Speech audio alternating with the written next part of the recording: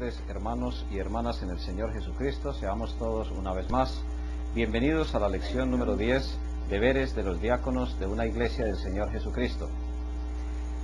Siempre elevamos al Señor una plegaria de oración pidiendo su dirección, porque sin la ayuda de su Santo Espíritu y bajo la dirección de su palabra no podríamos profundizar en estas lecciones, que son 52 de nuestra materia Doctrina Bíblica Básica en un año o Doctrina Bautista en un año.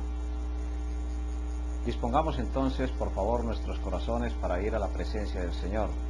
Padre nuestro que estás en los cielos, estamos empezando una lección más, la número 10 de esta materia. Esperamos que las 9 lecciones anteriores haya sido tú quien nos hayas usado para la exposición de tu palabra de la mejor manera. Siempre necesitamos presentarnos delante de ti como obreros aprobados. Te damos gracias por la salvación en Cristo Jesús. Rogamos ante todo que limpies nuestras vidas de todo pecado, de toda contaminación, para que tu palabra pueda llegar de la mejor manera a cada uno de nosotros.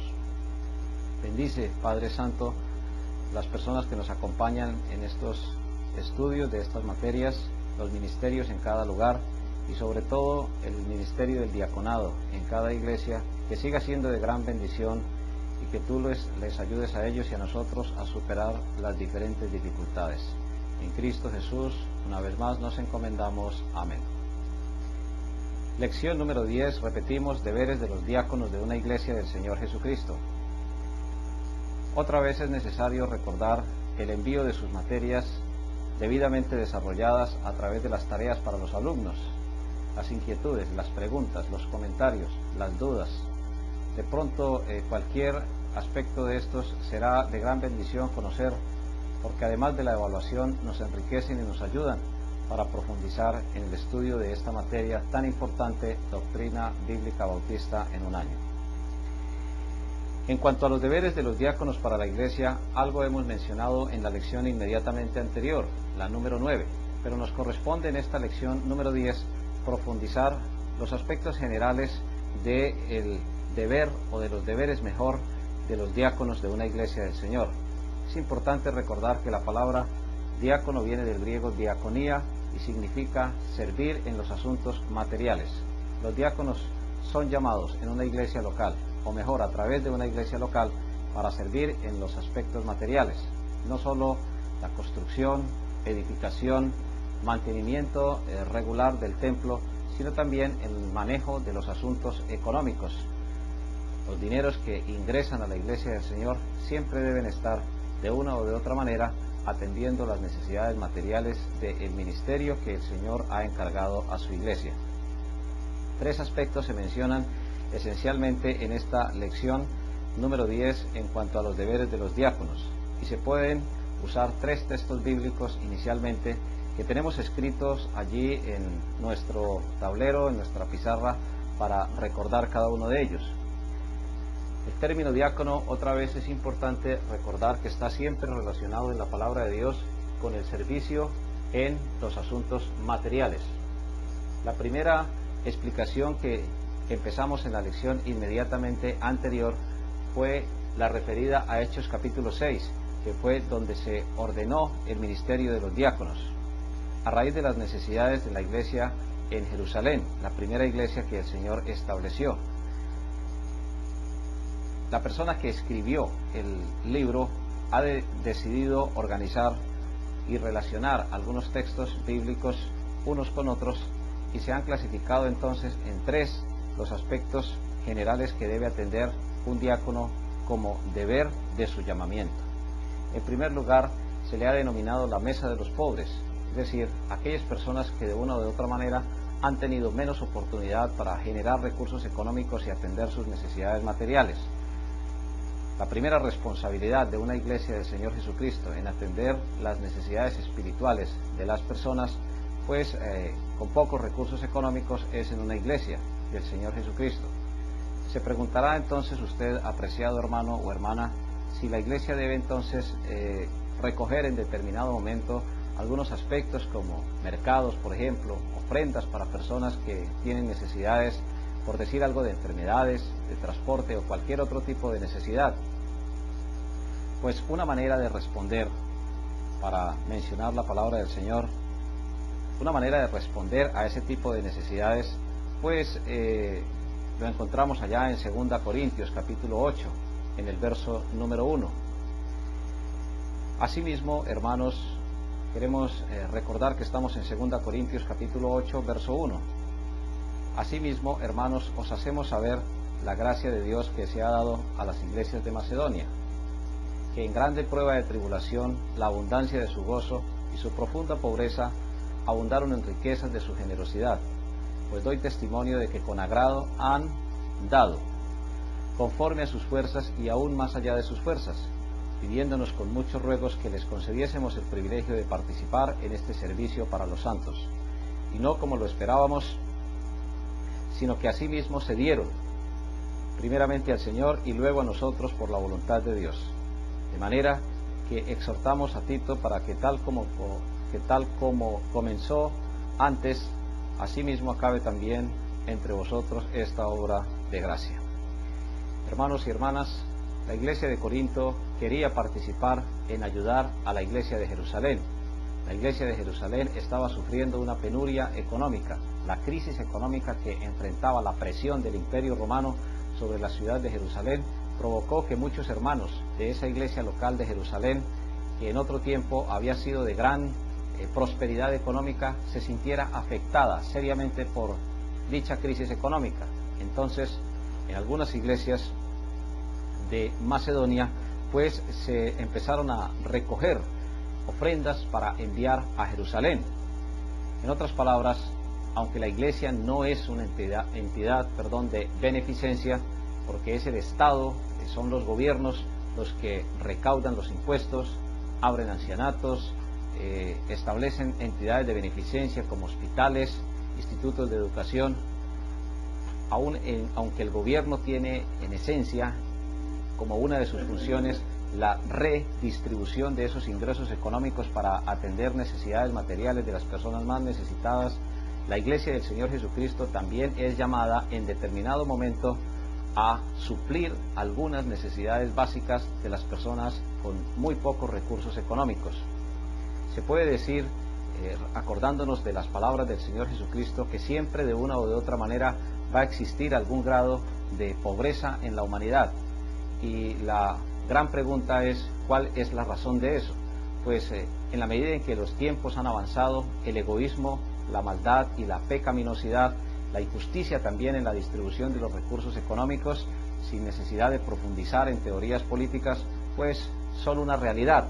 Hay muchísima concentración de recursos en pocas manos y eso es muy evidente, por puro sentido común se puede ver en la distribución de la riqueza, no solamente de las personas, sino de las naciones.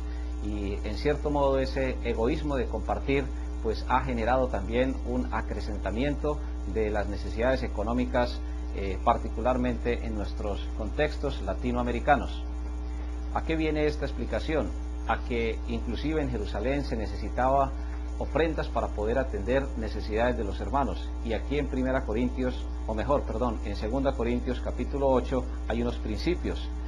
Una iglesia del Señor atiende a veces las necesidades de los pobres a través de mercados o ofrendas, sin ser su actividad principal, porque la actividad principal de la iglesia es lo espiritual, es la predicación del Evangelio para que haya arrepentimiento, para que haya fe, para que al cambiar el corazón de la persona pueda compartir de lo que Dios ha dado y de lo que Dios ha bendecido. Entonces, el primer principio que se menciona aquí es que es una gracia, es decir, es un don de Dios, y que puede ejercitarse incluso dentro de la misma pobreza, inclusive que es una forma de comunión, como dice aquí en el verso 4, pidiéndonos con muchos ruegos que les concediésemos el privilegio de participar, y además debe ir precedida de la dedicación de uno mismo. En otras palabras, los diáconos deben en cierto modo ayudar a identificar las necesidades sin convertir en murmuración, sin convertir en dificultades la recolección de las ofrendas para los más necesitados, llámese alimentos, llámese mercados, llámese medicinas o llámese ofrendas para atender algunas necesidades específicas de las personas menos favorecidas dentro de la iglesia del Señor. Una de las críticas más comunes que se presentan a la iglesia y al ministerio de los diaconados es que casi no atiende las necesidades materiales. Realmente es muy complejo para una iglesia que tiene que atender la predicación del Evangelio, pues también atender necesidades para para las personas con muy pocos recursos económicos. Pero el principio es muy claro. Dios está aquí enseñando claramente que la práctica de una iglesia, ayudar a otra iglesia en asuntos económicos, es una práctica totalmente bíblica, de acuerdo, eso sí, a las posibilidades de cada iglesia y sin violar la autoridad de la iglesia. ¿Quién debe promover esto?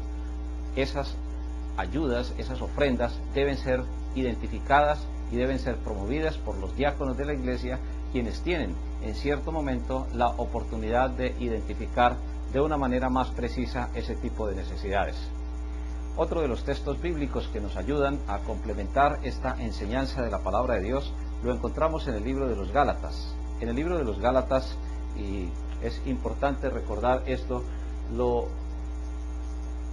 identificamos en el capítulo número 6 y vamos a ir entonces al verso número 9. Gálatas capítulo 6, en el verso número 9 y el verso número 10. La palabra de Dios allí nos dice: no nos cansemos pues de hacer bien, porque a su tiempo segaremos si no desmayamos. La palabra segar significa cosechar. Si no desmayamos, es decir, si no nos desanimamos en hacer bien, si podemos ayudar a una persona necesitada, inicialmente dentro de la iglesia, como lo dice ahí el siguiente verso, el número 10, así que según tengamos oportunidad, hagamos bien a todos y mayormente a los de la familia de la fe. Si podemos compartir con el necesitado, sea creyente o no lo sea, si podemos en determinado momento participar de los bienes materiales que Dios nos ha provisto para ayudar a una persona y de esa forma abrir el camino para la predicación del Evangelio, pues hagámoslo. La palabra de Dios nos dice que el que sabe hacer el bien y no lo hace, le es pecado. Pero aquí se nos está recordando que es muy importante esto, porque siempre vamos a cosechar si no hay desánimo, e inclusive que hay que dar prioridad a los creyentes, y con muchísima mayor razón indirectamente se escribe a estas diferentes iglesias en la provincia de Galacia, con muchísima mayor razón cuando son hermanos en la fe. Otra vez, uno de los deberes esenciales de los diáconos es identificar de una manera positiva, de una manera sabia, sin volver esto una murmuración, sin volver esto un problema al interior de la iglesia, porque hay personas que se sienten bastante molestas cuando un diácono identifica que una familia necesita un mercado o necesita alguna atención material, pero es responsabilidad de ellos. La primera responsabilidad que se estableció en la iglesia de Jerusalén, lo recordamos, eran las viudas que necesitaban ser atendidas. Entonces ahí se ve que una función básica, un deber, por decirlo así de esa manera, ni siquiera superficial, sino de gran trascendencia. Lo que inspiró el llamamiento, el ministerio del diaconado a una iglesia, era la necesidad de las personas que no tenían que llevar a sus mesas para alimentarse. En segundo lugar, vamos a ver lo relacionado con la mesa del Señor. En 1 Corintios capítulo 10, en el verso número 21, encontramos lo relacionado con la mesa del Señor, que para explicarlo mejor de una manera más precisa, entonces necesitamos reconocer que es la cena del Señor. Vamos a ir entonces por favor a 1 Corintios capítulo número 10 en el verso número 21. El apóstol está haciendo una comparación. No podéis beber la copa del Señor y la copa de los demonios. No podéis participar de la mesa del Señor y de la mesa de los demonios. O provocaremos a celos al Señor, somos más fuertes que Él. Participar de las fiestas a los ídolos, porque era una práctica común. Corinto era una ciudad supremamente idólatra, y muchos hermanos de la iglesia participaban en cultos a diferentes dioses, y también iban y participaban en la iglesia del Señor, escuchaban la palabra de Dios, se habían convertido, se habían bautizado, y fuera de eso también participaban en la cena del Señor. Es el Señor el que invita a la cena. La iglesia no está llamada a cambiar los requisitos de ninguna de las ordenanzas, ni del bautismo, ni mucho menos de la cena del Señor. Ambas ordenanzas tienen una gran importancia, y muchas personas entonces servían a la idolatría en la iglesia, en la ciudad de Corinto, y luego iban a la iglesia y participaban de la mesa del Señor o de la cena del Señor. En otras palabras, del partimiento del pan y también de la copa que el Señor había dejado como símbolo, no solo de su cuerpo entregado por nuestros pecados, sino de su sangre también derramada y representada en el jugo de la vid. En ese orden de ideas, entonces un diácono debe estar muy atento que una iglesia del Señor participe o sirva las ordenanzas. Si hay creyentes sin bautizar, un diácono puede motivar, puede animar, exhortar de una o de otra manera, de la forma más edificante, de la forma más sabia, para que una persona pueda en determinado momento rendirse al bautizo.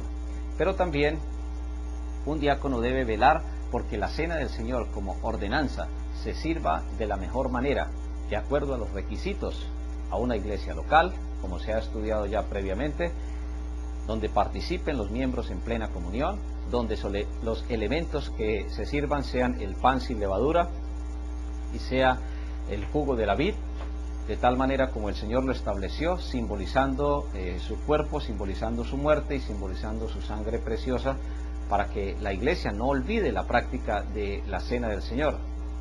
Hay épocas o hay periodos de largo tiempo cuando la iglesia no ha recibido personas por bautizo. Muy pocas personas se han bautizado y van pasando los días, los meses y los años y la iglesia no participa en la cena del Señor. Un diácono debe tener esa enorme responsabilidad de recordar a la iglesia, de recordar al pastor el servicio de la cena del Señor y además de hacerlo rigurosamente como lo enseña el Señor a través de su palabra, de tal forma que no se preste ningún tipo de confusión. Muchos diáconos han tomado este mandato a la ligera y lo que podemos ver es que las iglesias fácilmente se desvían de la doctrina y empiezan a realizar prácticas muy ajenas, confusas y que no son de edificación, que no son de bendición para el mismo cuerpo del Señor Jesucristo que es la iglesia. La tercera forma de participar un diácono en sus deberes es en cuanto a la mesa del pastor. Y en 1 Corintios capítulo 9, de los versos número 11 hasta el verso número 14, vamos a encontrar entonces esa enseñanza. Recordemos entonces que son tres grandes áreas en cuanto a los deberes de los diáconos. La primera, la mesa de los pobres, con los correspondientes textos en Hechos 6 del 1 al 2 y Gálatas capítulo 6 versos 9 y 10. La segunda, la mesa del Señor, en cuanto a la cena del Señor, 1 Corintios capítulo 10 verso 21, centrándonos ahí básicamente en el cumplimiento de las ordenanzas a una iglesia del Señor. Y la tercera tiene que ver con la mesa del pastor y el texto está, o los textos mejor, en 1 Corintios capítulo 9 versos 11 hasta el verso número 14. Acompáñenos por favor en la lectura y explicación de estos textos. Si nosotros sembramos entre vosotros lo espiritual, hablando el apóstol Pablo en el ministerio que Dios le ha llamado, en gran cosa, o mejor, es gran cosa, pregunta, si segáramos de vosotros lo material. A partir del verso 12 hasta el verso número 14 está la respuesta. Si otros participan de este derecho sobre vosotros, ¿cuánto más nosotros? Pues no hemos usado de este derecho, sino que lo soportamos todo por no poder poner ningún obstáculo al Evangelio de Cristo. Verso número 13. ¿No sabéis que los que trabajan en las cosas sagradas comen del templo? Aquí hay una clara comparación. Muchas personas afirman que el diezmo no es para la época de la iglesia del Señor Jesús, que la 10ª parte de los ingresos económicos que percibe un hermano miembro de una iglesia, pues no deberían ser entregados porque dicen que no se debe ejecutar la práctica del diezmo. Pero el Señor está aquí a través del apóstol Pablo a la iglesia en Corinto enseñando algo que es supremamente también válido. Cómo se sostenía el templo en el Antiguo Testamento, donde se simbolizaba el sacrificio de Cristo a través de los diferentes sacrificios de animales que se presentaban en el templo, pues se sostenía con los diezmos y con las ofrendas. Asimismo, el apóstol está haciendo una comparación en el verso 13. ¿No sabéis que los que trabajan en las cosas sagradas comen del templo? ¿Eso qué indica? Que así como en el Antiguo Testamento, en el templo se recogían los diezmos y las ofrendas para poder sostener la predicación y poder sostener los sacrificios, de la misma manera La iglesia del Señor debe recoger los diezmos para poder sostener el ministerio pastoral y poder sostener el trabajo de la predicación del Evangelio. Y los que sirven del altar participan, pregunta. Verso 14. Así también, y ahí viene la orden, así también, en otras palabras, así como se hacía en el Antiguo Testamento, hay que hacerlo también en el Nuevo Testamento. Es cierto que no estamos bajo la ley y que estamos bajo la gracia. Es cierto que la ley nunca ha salvado a nadie porque es como un espejo que nos demuestra cuál es nuestra condición. Pero también es cierto que hay principios que siempre se han mantenido tanto en el Antiguo como en el Nuevo Testamento, y ese principio se traslada aquí en 1 Corintios capítulo 9 verso 14, cuando dice la palabra del Señor: así también ordenó. ¿Quién ordenó? Ordenó el Señor a los que anuncian el Evangelio que vivan del Evangelio. Un diácono entonces debe estar supremamente pendiente de cumplir el deber de que la iglesia tenga suficientes recursos económicos para poder cubrir la predicación del Evangelio, para poder pagar el salario del pastor, para poder pagar los diferentes costos de servicios, mantenimientos y todo esto que se necesita para llevar adelante la predicación del Evangelio de nuestro Señor Jesucristo. Un diácono entonces debe estar muy pendiente de que el presupuesto de la iglesia esté debidamente balanceado, de que dicho presupuesto de la iglesia, eso sí, aprobado por la iglesia y ordenado por la iglesia, se use de la mejor manera, de la forma más equitativa, para que tanto el salario del pastor como los recursos como los demás recursos que se necesitan puedan ser provistos de la mejor manera. Vamos entonces a las diferentes secciones. En la parte de la disertación del maestro hay una pregunta: ¿cuánto podría ser una iglesia si cada miembro diezmara y además diera ofrenda de amor al Señor? ¿Qué acontecería si podemos doblar y más que eso las finanzas para mejorar la obra del Señor? Ahí en ese mismo capítulo, en 1 Corintios capítulo 9, en el verso número 1, 1 Corintios capítulo 9, en el verso 1, el apóstol Pablo está preguntando: no soy apóstol, no soy libre, no he visto al Señor nuestro, no sois vosotros mi obra en el Señor. ¿En qué sentido lo está diciendo? Está diciendo de que la iglesia es la que hace la obra a través de los misioneros. ¿Y cómo se hace para sostener realmente la obra misionera? Pues para sostener la obra misionera se necesita definitivamente de los recursos económicos para poder cubrir los costos de viajes, de traslados y los diferentes costos que se presentan en la predicación del Evangelio. Otro de los textos que nos ayudan a clarificar en cuanto a esta parte material y en cuanto a que cada miembro somos responsables de los diezmos y de las ofrendas, lo encontramos en 2 Corintios capítulo 9 a partir del verso número 6.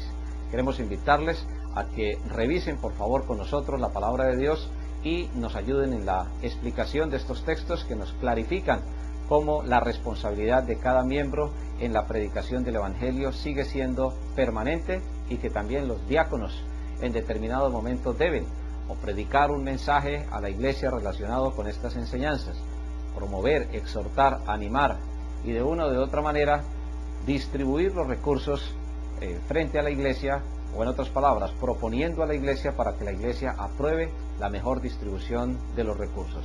2 Corintios 9:6, el apóstol una vez más, hablando a la iglesia, inspirado por el Espíritu Santo y escribiendo, afirma: el que siembra escasamente, también segará escasamente. Es un principio usado desde la agricultura. Si uno siembra muy poco, pues va a cosechar muy poco también. Y el que siembra generosamente, generosamente segará. El creyente es llamado, como miembro de una iglesia del Señor, a ser generoso, porque siempre apartamos de lo que Dios nos da. Es Dios quien nos ha prestado la salud para poder trabajar. Es Dios quien nos ha prestado una familia para poder atender nuestras necesidades físicas, emocionales o espirituales.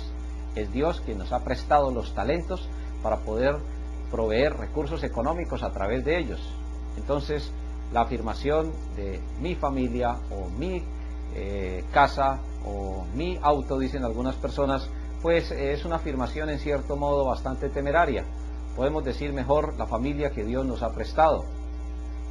Si tenemos una casa, la casa que Dios nos ha prestado. Si tenemos un trabajo, el trabajo que Dios nos ha prestado. el esposo puede decir la esposa que Dios me ha prestado, el hijo puede decir el padre que Dios me ha prestado. Cuando tenemos eso en mente y entendemos que solamente somos administradores de lo que Dios nos ha prestado y que algún día vamos a rendir cuenta, como ya lo estudiamos en la lección inmediatamente anterior, frente al tribunal de Cristo, pues vamos a tener en cuenta que debemos ser generosos. Siempre apartamos de lo que Dios nos da, es Dios quien nos da primero. Por eso en el verso 7 explica, cada uno dé, ¿cómo? Como propuso en su corazón. ¿Qué es lo mínimo que Dios propone en el corazón de un creyente, y más aún cuando es miembro de una verdadera iglesia del Señor Jesucristo? Lo mínimo que propone Dios es el diezmo, es la 10ª parte, porque nos queda el 90% para atender las diferentes necesidades físicas y emocionales, y solo una 10ª parte, porque la palabra diezmo significa eso, 10ª parte, que aún desde el Antiguo Testamento y continuando en el Nuevo, se efectuaba esa misma práctica, inclusive para poder sostener cada una de estas iglesias que habían sido desarrolladas en el ministerio personal del apóstol Pablo. Dios jamás propone en el corazón algo contrario a la palabra que Él ha enseñado. Lo mínimo que Dios propone es apartar la 10ª parte en nuestros corazones, y la actitud espiritual debe ser también promovida por los diáconos, no con tristeza, ni por necesidad, porque Dios ama al dador alegre. Y lo explica en el verso 8, ¿por qué no debemos dar con tristeza ni con necesidad? La verdad es que Dios no nos da a nosotros con tristeza. Es mucho más lo que nosotros necesitamos de Dios que lo que Dios necesita de nosotros. Y en consecuencia, dice el verso 8, y poderoso es Dios para hacer que abunde en vosotros toda gracia, a fin de que, teniendo siempre en todas las cosas todo lo suficiente, abundéis para toda buena obra. Hermanos y hermanas en el Señor Jesucristo, estos asuntos de los manejos de los recursos económicos, empezando desde el diezmo, pasando por la ofrenda, llegando hasta la iglesia, la distribución de todo esto, genera muchísimos conflictos al interior de las iglesias locales. Pero esos conflictos se deben principalmente a que no se reconoce que el dueño de todo es realmente el Señor. Si damos con generosidad, pues se nos darán crecientes medios para dar, porque también entonces podremos participar en satisfacer las necesidades, y esto será causa de acción de gracias y demostrará la obediencia a Dios y atraerá hacia cada uno de nosotros a los diferentes personas que puedan en determinado momento escuchar el mensaje del Evangelio y ser convertidos con esos diezmos, con esas ofrendas que se puedan invertir en el avance de la iglesia local o de la obra misionera a nivel nacional o también a nivel internacional. Un diácono tiene una enorme responsabilidad en que la iglesia tenga equilibradas estas necesidades cubiertas, no solo la mesa de los pobres, no solo las ordenanzas del Señor, incluida la cena del Señor y el bautismo, sino también las necesidades del ministerio, el ministerio del pastor, los ministerios misioneros y también las diferentes necesidades de mantenimiento del templo. En la pregunta número 2 dice, ¿qué acontece si no diezmamos? ¿Es más costoso robar a Dios su diezmo que diezmar? Claro que sí. Normalmente los creyentes, cuando nos apropiamos de lo que no nos pertenece, entonces Dios tiene que proceder, porque no hay otra forma. A veces nos gusta aprender en cierto modo con dolor y no con el amor de Dios. Por eso es que entonces Dios pregunta allá en el libro de Malaquías, en un texto muy conocido, ¿robará el hombre? Es decir, el ser humano. Todos los seres humanos simplemente lo que hacemos es administrar, como ya lo hemos mencionado anteriormente, administrar lo que Dios nos ha entregado para administrar. Administramos nuestros cuerpos, administramos nuestros talentos, administramos nuestras emociones, administramos todo lo que Dios nos entrega, no solo en lo material, sino también en lo emocional y en lo espiritual. Pero la administración de los asuntos materiales, empezando en cuanto al cuerpo, siguiendo con los recursos económicos o con cualquier bien que Dios nos dé, indica el estado de nuestro corazón.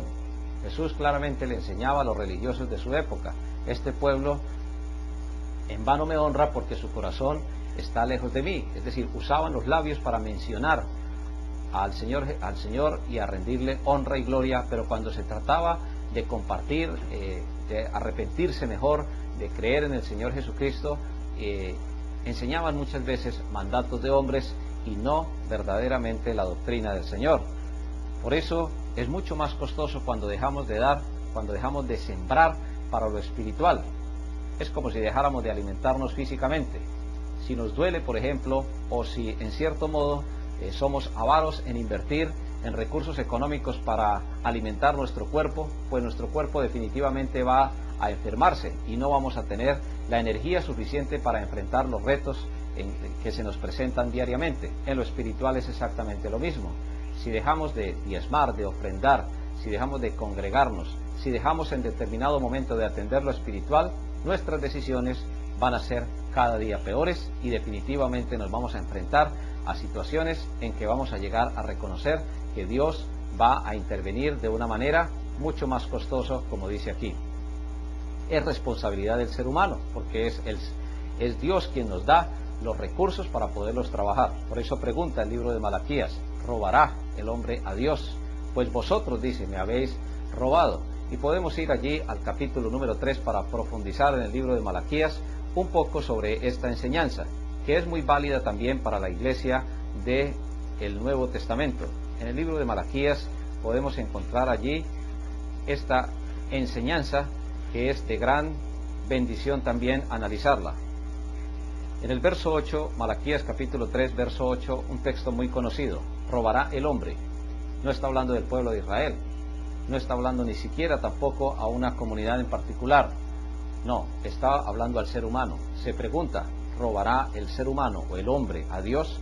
Pues vosotros, es decir, los creyentes, todos los seres humanos, estamos llamados a devolver a Dios parte de lo que Él, es decir, a apartar por lo menos en la 10ª parte de todo lo que Dios nos da, hablando en los recursos materiales y lógicamente en los dones, en el tiempo, en los talentos. Pues vosotros, es decir, los hijos de Dios del pueblo de Israel.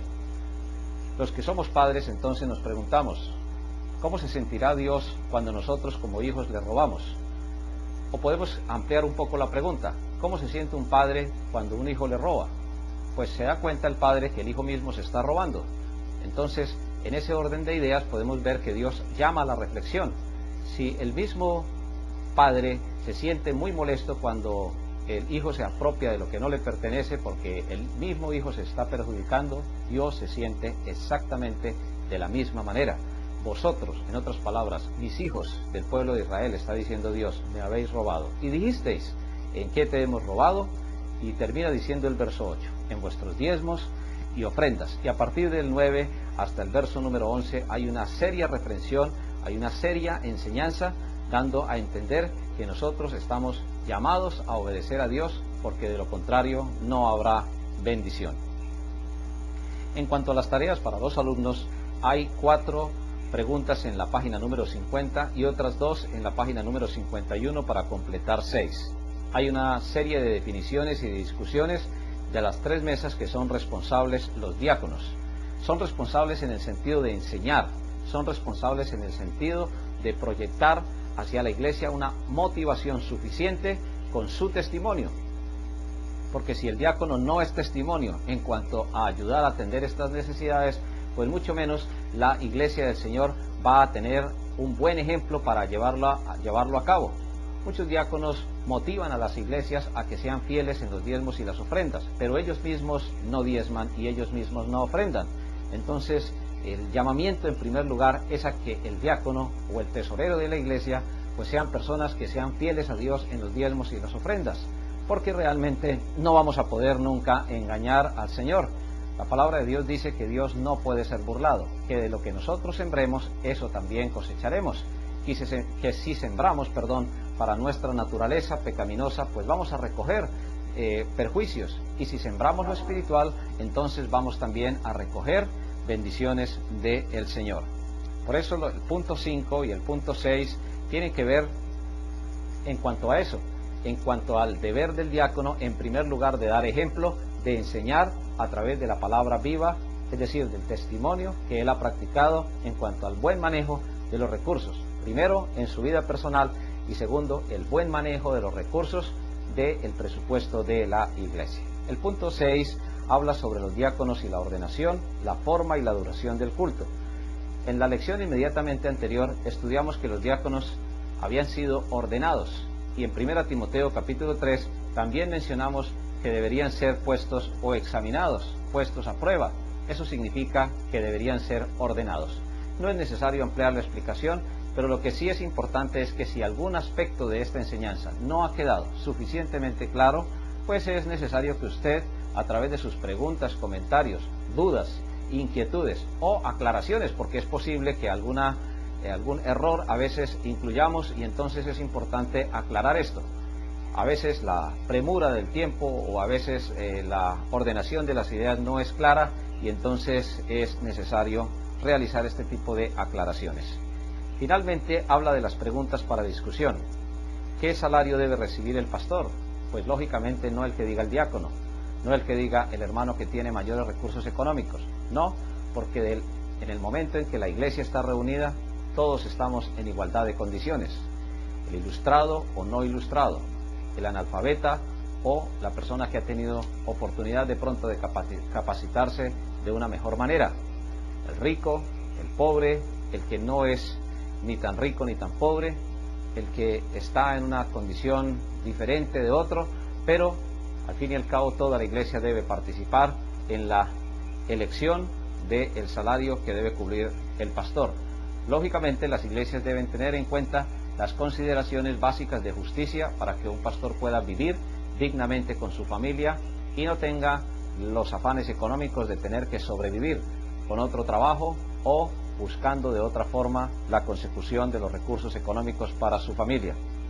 Hermanos y hermanas, muchas iglesias permiten a sus pastores que tengan otro trabajo y es muy difícil realizar esta actividad que es bivocacional, es decir, que se hacen dos trabajos y es complejo que la iglesia en determinado momento no cumpla con sus diezmos y ofrendas y el mismo pastor tenga que buscar por otro lado parte de su salario.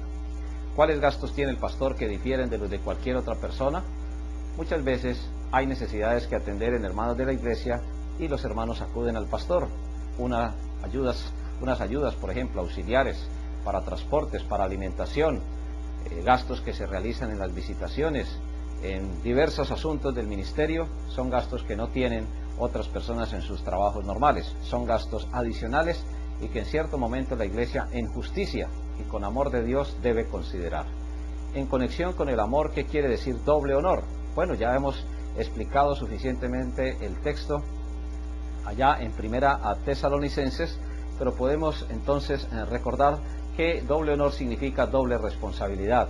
La iglesia debe entender, que el pastor, el siervo de Dios, debe ser atendido de una manera digna, sin llegar a idolatrarle, sin llegar a reconocerle aspectos que no tengan base en la palabra de Dios. 1 Tesalonicenses 5, en el verso número 12 y 13. Os rogamos, hermanos, que reconozcáis a los que trabajan entre vosotros y os presiden en el Señor y os amonestan. Ya habíamos explicado una parte, y que los tengáis en mucha estima. No está diciendo que los idolatre, no está diciendo que les permita el pecado, tampoco está diciendo que permita abusos de parte de ellos. Simplemente está hablando de estimarles y amarles en el amor de Cristo, por causa de su obra. Claro, porque la obra es espiritual y es de mucha labor, de mucha fatiga. Y sigue diciendo ahí, tened paz entre vosotros. Mis hermanos y mis hermanas, hablar de doble honor significa hablar de doble responsabilidad. Sigue diciendo ahí en el verso 4, ¿puede seleccionarse personas avaras para diáconos? Sí puede, pero no se debe, porque si un diácono no es generoso consigo mismo ni con Dios, entonces no va a ser generoso con la iglesia del Señor. Y ahí está en el punto número 5 y en el punto número 6 una serie de preguntas que ya anteriormente hemos explicado, que tiene que ver con la inclusión.